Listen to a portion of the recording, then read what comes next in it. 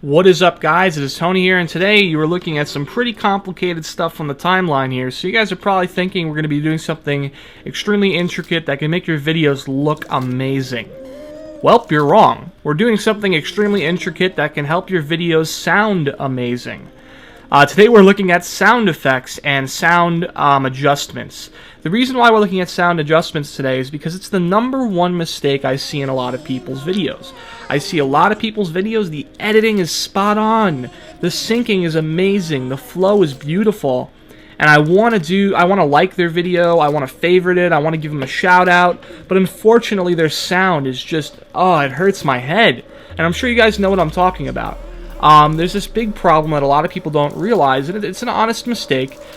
People seem to think that the only thing that matters with video editing is the video. But I would argue, and many other people would argue, that sound is even more important than the video.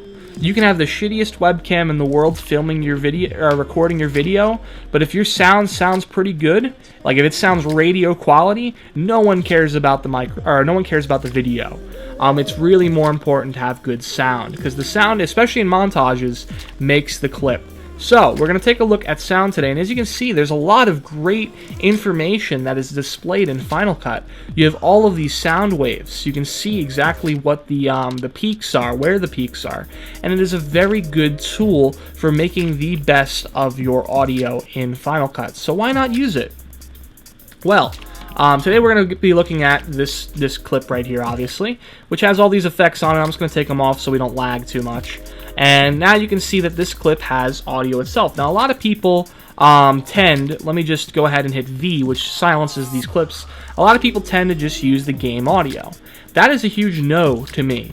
Unless there's something funny in it, like someone's reaction, like say like right here there's a reaction, what I would recommend doing is you break apart, detach the audio, and when you detach the audio, it shows up down here, cut out the part where they're laughing, find where it is, cut it a little bit more, and I would recommend silencing it slightly so it's not too overwhelming over the audio, and then kind of putting it somewhere, fading it, and you can even control it. You can like have it, say you have a really good reaction from a different clip, you can put that reaction into a kill cam. I know that's a little bit cheaty, but it helps make the video that much better. So let's go ahead and get rid of that. I bet you guys didn't know you can detach audio from a clip. That's one cool little thing that I've learned over the years. And I'd also recommend, doing that, getting rid of that audio, because the audio on the clip, honestly, there's too much background noise, there's too many different gun sounds going on from other people's weapons, and it becomes confusing. It confuses the song's beat. So now you have your gun sound. You have these great gun sounds. Look at this. It's beautiful. And when you play it, it is really fucking loud. But here's the thing. When you're in Final Cut, they prevent the noise from peaking. Final Cut doesn't show you audibly, like through your ear. You can't hear where it peaks. But when you render out of Final Cut and you send it up to YouTube, then out of nowhere, people will notice that there's these really shitty peaks where things are way too loud, way too blown out, and you can't even hear the music under it. And sometimes you get glitches, you get glitchy noise when the noise is too loud. So, how do you know when you're peaking? Peaking is basically when the audio is pretty much higher than I'm not sure the science behind it, but it's pretty much to the point where it's so loud that the speaker isn't going to be able to convey that loudness. So it's basically going to make a bunch of glitchy noises, or it's just going to probably destroy your speakers if you listen to music that's peaking too loud. But what you do is you basically look at any sort of audio clip, and you'll notice sometimes they're yellow, sometimes they're red. Red is when it's peaking. If it's yellow, which we'll try to achieve here, that's not too bad. That's not peaking too much. It's like, it's going to be loud. That's telling you, this is a loud moment. But it's not going to be peaking, and it's probably going to be the optimal amount of noise. So only -2 decibels. That's all it takes to make it not peak. These explosion effects, I'm sure a lot of you guys are familiar with them. They peak a lot. And sometimes people want the peak because the peaks makes it sound better, like more glitchy, but I've heard people do it way too much. I mean, as you can see, I put this up to 12 decibels.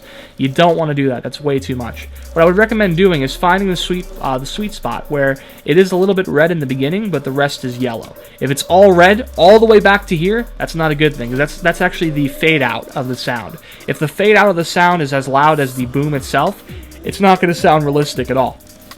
So you kind of want it to progressively move down in color. You know what I mean? So that looks very professional there. And of course you can listen to it to see how it sounds, render it out maybe and just listen to it. I'd recommend getting good headphones for editing, by the way. You need good headphones. Don't like pull out your $10 headphones from Walmart. Plug in your Turtle Beaches, man. Your Turtle Beaches do an incredible job of conveying audio. And also, when you have better speakers, you get to hear all the little things, all the little imperfections that shittier speakers will probably pick up even worse. For example, mono audio speakers pick up worse problems than generic stereo headphones. But when you have a really high quality headset, you can hear all the imperfections. Now you can see here in the song, a song is another place where you have a lot of peaking. You can see there's a few red points, it's kind of hard to see. I would recommend turning songs down just a tad, like -2, because usually songs peak a little bit, but that's intentional. But I would recommend putting it down a little bit, and of course adjusting the audio to the gun sounds. Now, some songs have very, very soft tones, chill edits. Now, in chill edits, I constantly see people using full-blown gun sounds. Don't do it. Let me teach you a little trick here. In Final Cut, you have this really cool little section of the Effects tab that people probably never even heard of before. It is the Audio Effects tab. If you scroll down, boom, Audio Effects. Look at these things. Have you ever heard of these? You probably haven't seen them before. Or you probably saw them and didn't use them. What I would recommend doing whenever you have like a really chill song is something that you probably hear me do a lot. I muffle the gun sound, and it sounds amazing. I'm sure you guys know exactly what I'm talking about. That's how I get the beautiful sounding audio. And how you guys always go, how do you sync so well? Sometimes it's not even the syncing, it's just the way I treat my audio. The better you treat your audio, the better the syncing will sound, and the better the whole production will be overall. So what I recommend doing is using the muffled sound effect. And this basically, you don't even have to do anything to it. It just muffles your audio. You don't have to go into the inspection tab and modify it slightly and turn the muffle up. You can do that if you want to, but the default is perfect. So just add that to each gun sound you have, and there you go. Now, some of you guys are probably going, I don't want to go through every single gun sound and add these effects and lower the audio, because you have to do this over and over, and it gets annoying. I know. Trust me, I've been there, done that.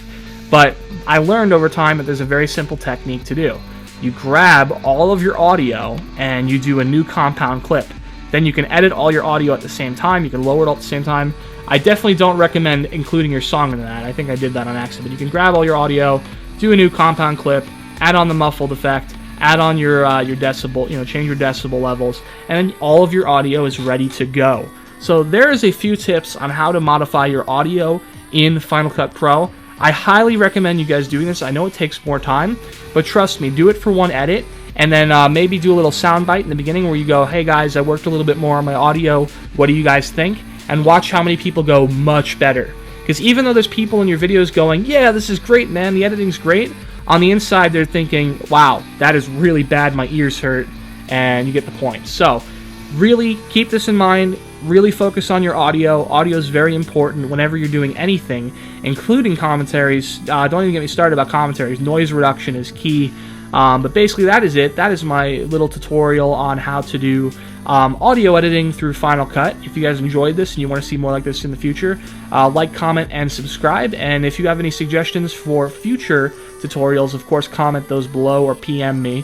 And yeah, I'll see you guys next time.